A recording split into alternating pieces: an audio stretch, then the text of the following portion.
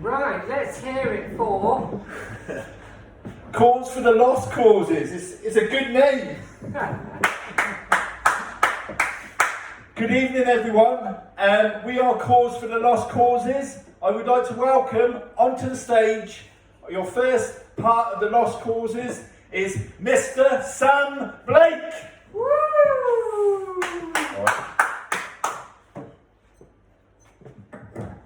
Right, first of all, I'm going to say hello to the audience, all one of you. Dexter, thank you very much. It's nice to replicate the Zoom gigs, having more comedians than audience members again, so bit of consistency, that's what I like. Right, Dexter, give it there, have a fist bump. Wow. Boom, right, Rob, fist bump. Boom, right, we're going to do this anyway, screw it. Dexter, I was going to say to the audience, but to Dexter, thanks for coming out. Yeah, first time in a while done a gig in front of anyone, so thank you, Dexter, it's very nice of you. Jolly good. If you want to live your kind of Harry Potter fantasy and see what it's like to, you know, sleep under a cupboard as well, we're staying in the Premier Inn, so come and join us. After party at room 414, if anyone's listening. But yeah, it's nice to get out. Like I'm, you know, because of the Zoom gigs, it's kind of played up with my anxiety a little bit. Like, you know, my camera on my laptop's pretty shitty, so it always looks like I'm dialing in from 2005, which is never a good thing. And like, just having a load of people stare at you while you're sat in your pants delivering a monologue is kind of like an anxiety dream. But like, I think everyone's been pretty pissed off with the government's approach to like dealing with COVID and you know, getting the lockdown sorted. I know they've done alright with the vaccines, but I think the reason people have been so pissed off of it is like, it's been like someone continuously offering you a poached egg when you know they can't cook a poached egg. Slightly annoying. But I'm going to treat tonight as a really intense therapy session. That line is more accurate now than it was before when I wrote it. Now it's just the three of us. But yeah, let's go for it. But yeah, I'm not one of these people that did well with lockdown. Dexter, did you do anything useful with your lockdown time? I watch more pornography than I do normally. You know, apparently I've heard on the grapevine that if you set a VPN to Italian, you could get free Pornhub because the Italian government made Pornhub free during COVID. So that's one way to get votes, isn't it? Well, you spent your time better than I did. I had the least productive lockdown ever. Like, I've got friends that like learn skills and like, you know, learn a new language and all of that, you know, fucking shit. The only thing I learned is that the Face ID on my phone doesn't work after 16 pints. So. But yeah, it's I'm going to try and avoid like doing too many jokes about COVID tonight though, just because like Rob does it better than me, to be honest. I'm not the most observant of people. I completely missed COVID's 1 through 18, so I'm just going to leave it there. What I am going to do though is engage in an effort to become more of a proper comedian, engage a kind of comedy roadmap or comedy sat-nav, which I've drawn out here, as you can see. It simply says politics, audience, current affairs, and then there's a feedback loop with ironic pedo joke, penis, brackets small, and then the end result is laughter.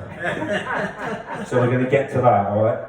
So, starting with politics. Boris Johnson's a cunt, isn't he? Right, that's politics covered. Dexter, can I have a wave from you, my mate? Hey. Awesome. That's audience interaction dealt with. Or one of them. Everyone's washing their hands a lot, aren't they? Correct. That's current affairs dealt with. I was told by someone that men with small penises have got rather poor memories. I don't remember who told me that though.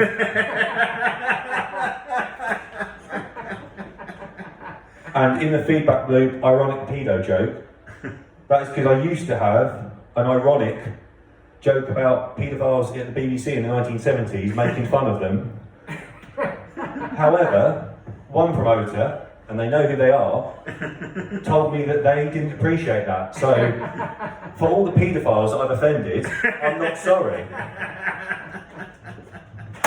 Right, we're in the zone. No, cheers for this. You guys have been lovely. Like, I'm trying a few new things tonight, and comedy's one of those only things where you can do new stuff and say you're going to do new stuff, and people are quite encouraging. If I said to you tonight, Dexter, I'm doing some new stuff, I'm sure that your attitude would be go for it. Yes, it would be, so long as you followed it up with some reliable stuff. Exactly. But if your bin man said he was going to try some new stuff, you wouldn't be too happy, would you? I would not at all. No. The only jobs worse than that I can think of would be surgeon or babysitter, maybe.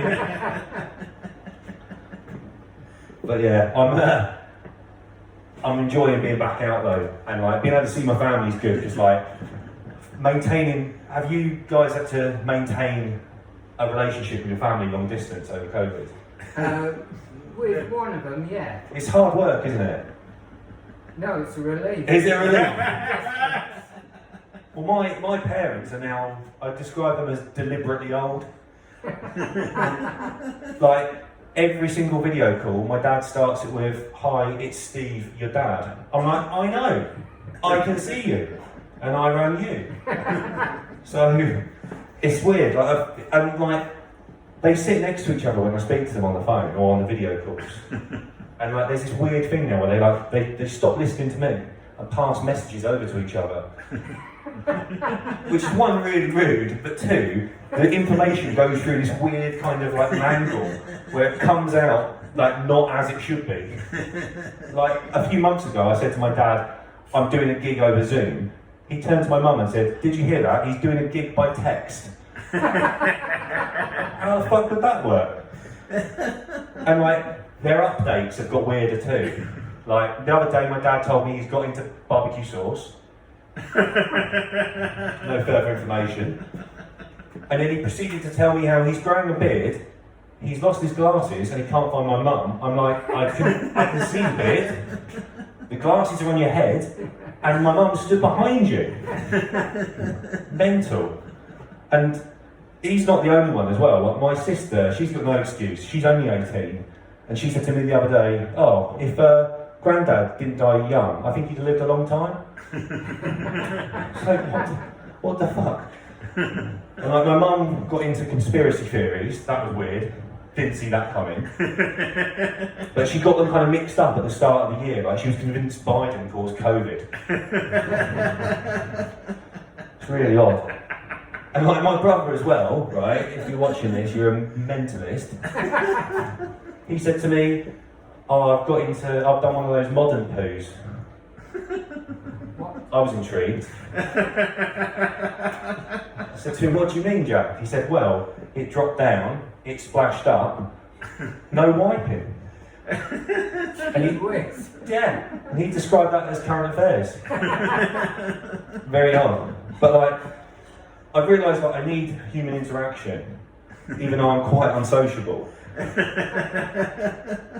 Which is horrible, but I've noticed as well, I can't maintain a relationship over video chat, I need to see people, and I definitely can't maintain a relationship over text, because I hate text speak. I don't know why that's still a thing. I've got this mate who's if you're watching, because you'll know it's you, I love you, but it's hard work, right? Because he insists on using text speak to communicate. I've got a transcript of our latest conversation. Sorry. I'm going to share it with the room now. Right, this is what I've got to put up with. Right, him. Hi. So far so good. Me. Hi. Him. What are you doing? Texting. Exactly, Dexter. Me, watching TV. Him, okay. Now, as far as I'm concerned, that's the end of the fucking conversation.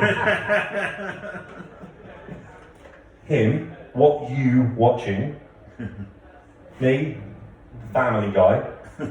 Him, LOL, laugh out loud. I love brain, he means Brian. Me, yeah. Him, brain be so funny, and then that weird smiley with the sort of tongue stuck out. And Roffle, are you familiar with Roffle, Dexter? No. Roll on the floor laughing. I have never been that happy in my life. And then a kiss. And I followed up the kiss because, quite frankly, I panicked. And I don't mind the sentiment of that. What I really mind is like what is actually said. Because let's revisit it. Hi, what are you doing? Watching TV. Okay. What you watching? Family Guy. Ha ha ha. I love Brain. Yeah. Brain be so funny.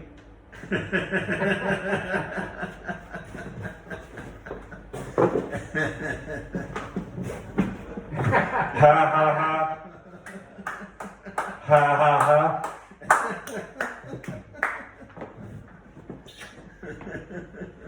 It's not a conversation I wish to have. No, if I was you, I'd stick with your dad. Yeah. I'm glad you guys are laughing. Because last gig I did, no one was laughing. Apart from one guy. And he was a bit of a weirdo. Like, he was wearing a high-vis shirt and camouflage trousers. Which are mixed messages, aren't they? Like, do you want to be seen or not? You know. That's clever. That's clever. It's worrying behaviour. But I've been asked a few times, like, why I got into doing comedy. It's painful sometimes, Dexter. So you're a masochist? A masochist, maybe. But I got into comedy because I was depressed. And I thought this would cheer me up. And yeah, this would cheer me up. So I did that thing at university where you know when you plan on drinking yourself to death before the end of your third year, so you don't have to get a job. And like my dad, he's quite Old Testament God, like firm but fair, you know, Blake, get a job, locusts. And I thought, you know, alright, just want to come on the ark. And like, so yeah, I had to go home and I got a job at Marks and Spencer. Yes, that is the appropriate reaction. And I was, you know the dude with the stickers? And you've got the stickers in Marks and Spencer, the yellow stickers. They get put on sandwiches. Make them 30p. Yeah, now you know, now you're excited. The stickers that get put on sandwiches, make them 30p. Sometimes make them 10p, if you're really lucky. I wasn't the guy that did that, but I was working towards that. And like, I got into comedy to cheer me up, and also, I thought it might make me seem cool. I don't know why I'm doing that for cool. It doesn't, as you can tell. It just makes people kind of squint and go, fucking hell, Neil from The Inbetweeners has let himself go. Or like, what the fuck is Tim Burton drawn today? And yeah, so it didn't really work out on that front. And like, I used to, like, my dad would ask me when I was still living at home, how did your gigs go? And I used to lie and go, yeah, you would, wouldn't you? I'd go, yeah, it went okay. Or if I was going to like really treat myself, I'd say it went really well. And I'm pretty sure, not positive, but pretty sure I'm a comedy genius now. And that went all right, that ruse, that charade, for a while. And then it came to a couple of my gigs. Yeah, and now he doesn't ask me after a show how it went. He just asks, are you okay? So fuck him. And the weird guy with the trousers and the high vis. Because he said to me, he came up to me, he slapped my ass after the gig. I've never been greeted like that. And he said to me, I knew you were going to be good. Because you're ugly. And ugly men are funny. I was like, motherfucker. And I wouldn't have minded, but this guy had a head, it was so big, it was a fucking sniper's wet dream. Arsehole, man.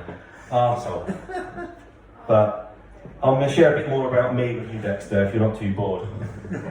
So, I'm the #1 buyer of chives. I live in Cheltenham, and I'm the #1 buyer for 2020 of chives, as in cooking chives. Yes.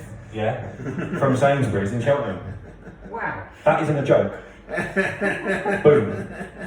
Fact. Boom. You should grow your own. I should grow my own. I'm considering it. But I don't want to lose the accolade, that's the problem. Cheltenham was the epicentre of the COVID outbreak, wasn't it? Yeah. This is... And I'm also originally from Kent, so that doesn't help either. You're Mr. Delta now. Yeah, exactly, yeah. I'm known as patient zero. But, yeah.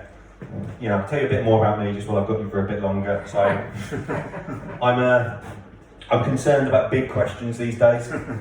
Like, if an orange is called an orange, by that logic, a lemon is called a yellow. I don't like how unrealistic. I can't bother today. I don't like how unrealistic TV is these days as well. I was watching EastEnders the other day, don't know why. Woman bought a packet of bananas and then ate them. When has that happened? My relationship with bananas is very complicated. I buy them and they stare at me for a few weeks, slowly decomposing and reminding me that that's what my insides look like. Not good. And I found myself getting duller as I'm 32 now, and as I hit 30, the sort of dullness screws started turning. I listen to Radio 4 through choice now. To the point where there was a documentary the other day about whistling, and I turned the volume up.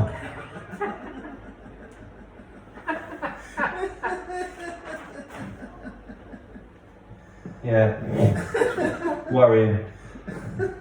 But before I met my girlfriend, I was never big on casual sex. You know, I'd always wear a tie.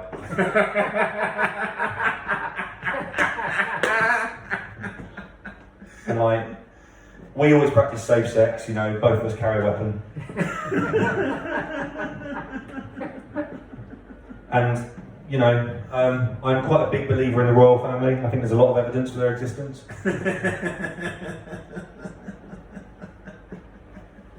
And I do enjoy doing this, but it's, yeah, I mean, you never know what you're going to get like tonight, clearly. Correct. Exactly. You But might get me in the audience. thank God we did, Dexter. Thank God we did. I quite like it when the audience is a definite article, shall we say. But but you're a lovely chap, Dexter, and Rob, you're fucking helping me out a lot as well, because some people don't help you out when you do your stand-up. And I've got some evidence here, because I've got one video on YouTube, on the YouTube account Sam Comedy Man, because I found out that if you're feeling a bit frisky, YouTube, which this video's on, doesn't let you change it. So that's a warning. And I've got, one video, and I've got a transcript of the comments from said video. And people on the internet, they're proper angry. They're cross. And I'm going to share these comments. There's a lot, hang on. Talk amongst yourselves, both of you. Right, I'm going to share these comments with you now, right? Written in electric pink. So, Sam Comedy Man. This video has had, I think, 92 views. The comments are thus. Shit. Shit. This is shit. Fucking shit. Mr. Tickle's lanky friend is shit. Not his worst, but it's shit. The worst bit about that was I didn't know my dad had a YouTube account. This lanky broke bloke got some beans for me in Tesco. They were the wrong beans. And he is shit. In big, big, big writing, the word shit. Shit, there's a few of these, hang on.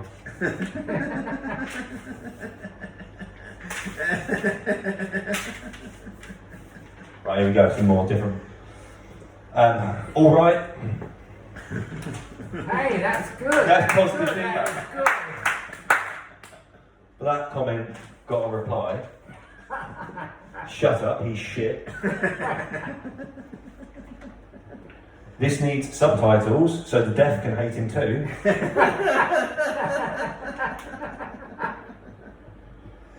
Nonce Basher 69, let's smash Brexit.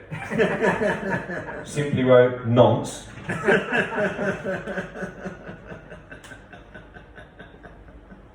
And the final one, Sam Comedy Man. I hate you more than Hitler, Stalin, and the villains from Scooby-Doo. I hope you die in a miasma of your own sick and farts. And that was from Iron War Bastard XXX, who I've since tracked down, and he is also my dad. Thank you, Dexter. Thank you, Rob. You've been lovely. I'm now going to bring on the second course for Lost Causes. Alright, hang on. No, I'm not. Well, it's a 5-minute break. Cheers. Great.